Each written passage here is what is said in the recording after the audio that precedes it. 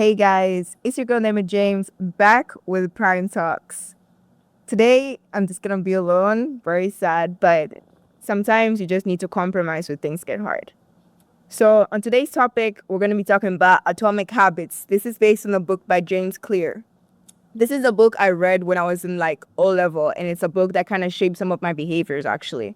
And I was really lucky to have the opportunity to read this. Actually, in real sense, my friend had showed me this book, and she was like, whatever you're passing through, if you work through it to your habits, a lot of things can happen for you. And so some of the things that he mentioned were like small habits make big differences. Encouraging consistency, like encouraging yourself to do small things, like changing small things about yourself. For instance, like when you wake up in the morning, you make your bed or you clean your room or you make your desk in a certain way, or when you're working, the particular things that you put close to you when you start working, like maybe you're using your PC or something. That habit of like organizing those small things are the things that actually shape your habits. Like it shapes your consistency when you're doing big things. And the small habits that you like put into considerations are things that grow into something that is prosperous, but also focusing on identity and not outcomes. A lot of people tend to focus on the outcome of the thing that they're doing. So they only focus on the achievement rather than focusing on the actual, like, building your own identity. And I'm talking about self-worth. A lot of people don't give themselves time to grow individually, but they work hard to get something, like to just achieve something very quickly.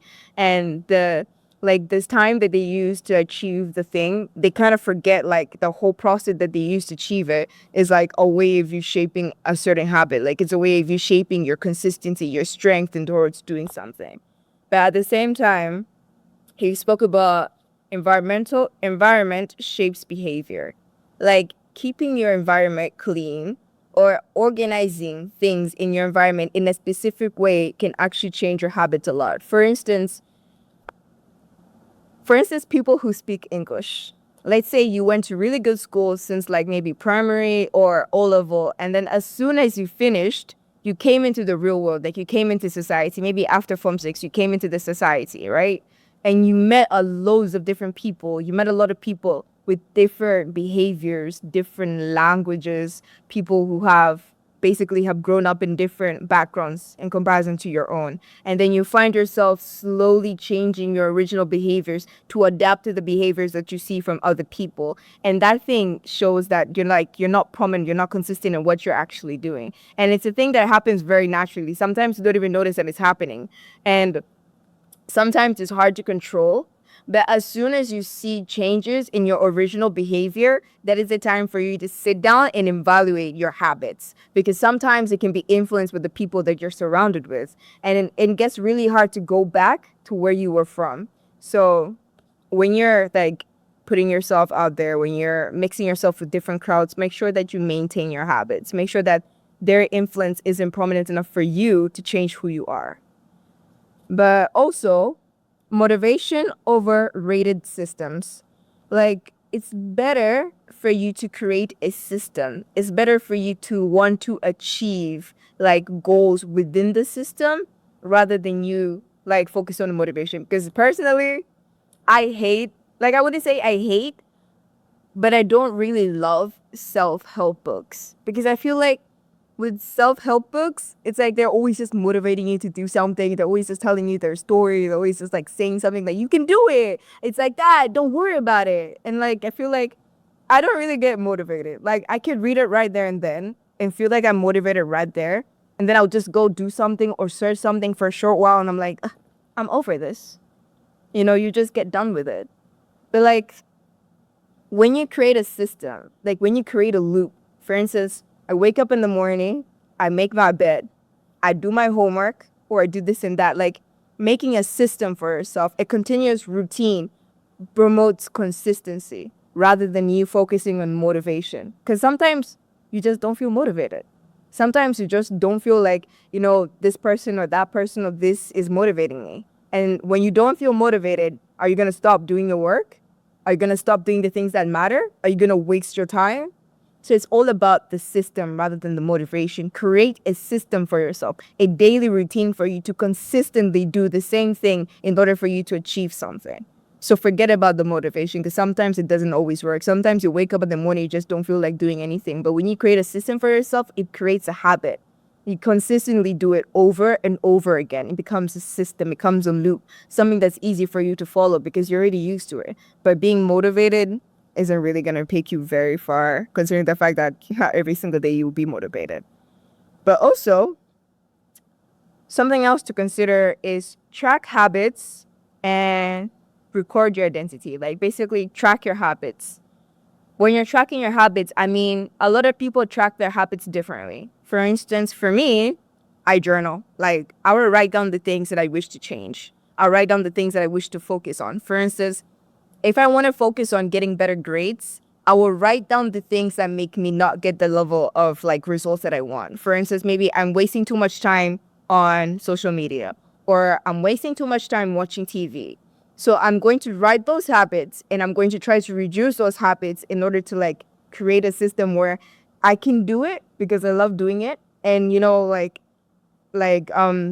digital softwares are very, very addictive, like phones and stuff like that. They're very addictive. It's something that's really hard for somebody to stop, especially once they're like, start using it consistent. Because we use phones every day. We use phones for everything. Like we search things on phones, we call people on phones, we stay updated on phones. So literally you're always on your phone. So if you create a system, like that's already a bad habit actually. So if you like list down the things, the habits that you wish to change, you can try to like focus on important things. So basically you just separate them. Write down the habits that you wish to change and write down the things that you wish to achieve from it. So like you go slowly and slowly. Maybe like today I'm going to wake up. Before I hold my phone, I would pray. Or before I go on social media, I should like pass through certain points in my academic life so that I can learn something before I like disrupt my mind. Because like when you're on the internet, it's just a matter of disrupting your mind, because all the time you're going to be filled with things that are just like happening everywhere around the world, and it's hard for you to really focus on things that matter, right? So you should just put time for yourself to do things that are important. This is by journaling the things that you want to change about yourself, the little small habits that build consistency. But other than that, let's talk about one big factor. About the thing about habits is that bad habits, especially when we're dealing with bad habits don't die. Bad habits will always be there. Like it's very hard for you to kill bad habits. But the way for you to overcome it is by transforming the bad habit into something better. Like substitute the bad habit for a better habit.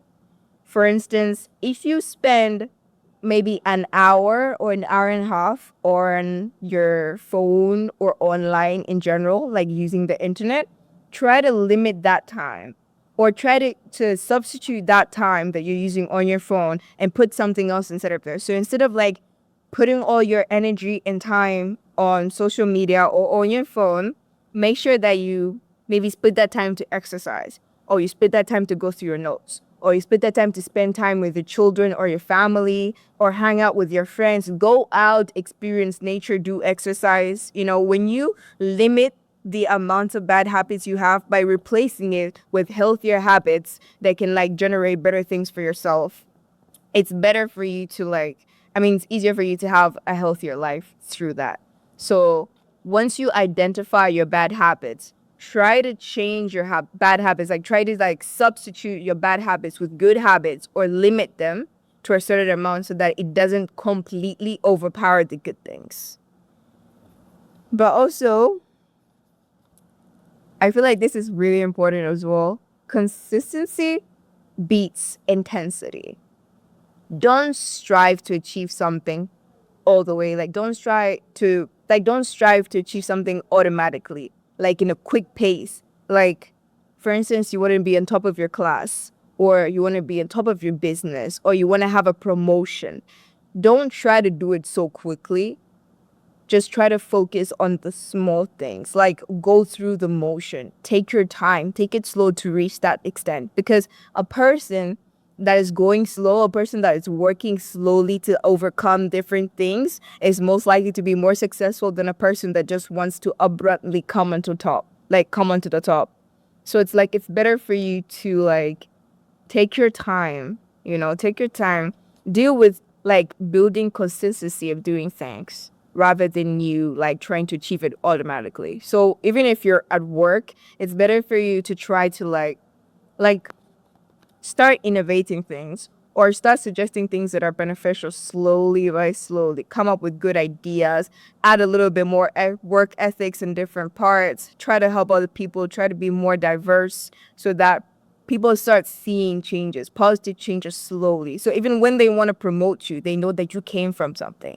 But if you just want to get promoted just like that very quickly, you tend to forget that there is a steps that you took to get there. And then like when you face like hindrances in the future, it's hard for you to overcome it because you never went like solely with emotion. So consistency is always key. So all in all, I feel like habits, like your habits generally generate the person that you are right now. When you work on the small things, when you work on the small habits that you have, it's easier for you to become more successful than you trying to get successful very quickly. So it's like, it's better for you to list down your habits, go through the motions, try to realize which things that you can exchange in order to build a better consistency. So that way, it's easier for you to become successful in the future. I think that's probably it for Prime Talks today. Thank you so much for listening. If you have any comments or any suggestions or any questions, please comment down below on our channel. This is Neema James signing out. Peace.